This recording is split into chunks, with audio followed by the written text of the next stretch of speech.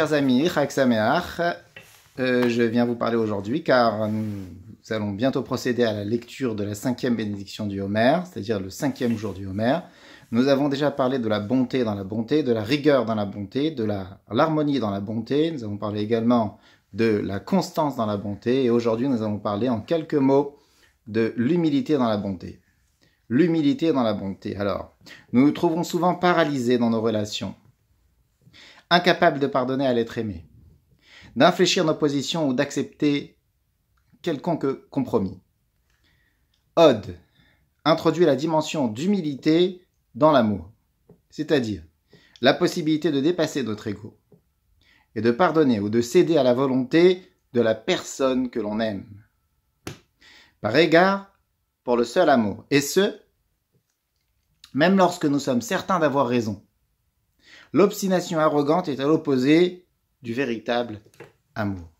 Donc on s'obstine pour rien, en fin de compte. L'amour doit rester pur. L'amour me rend-il humble? Question du jour. Suis-je hautain en dépit ou parfois en raison de ma capacité d'aimer? Ça peut rendre orgueilleux, l'amour. Ai-je conscience que l'amour émane lui-même d'une source plus noble et plus sublime, de Dieu lui-même? Sachant qu'il s'agit d'un don du ciel, est-ce que j'aborde l'amour avec une totale humilité? On aime, mais on met un petit peu, des fois trop, de notre propre personnalité dans l'amour.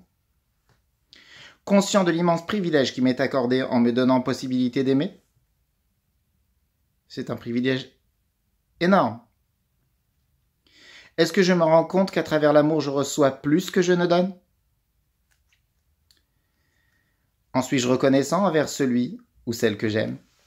C'est les questions du jour, donc le travail sur lequel, les choses sur lesquelles on doit travailler aujourd'hui.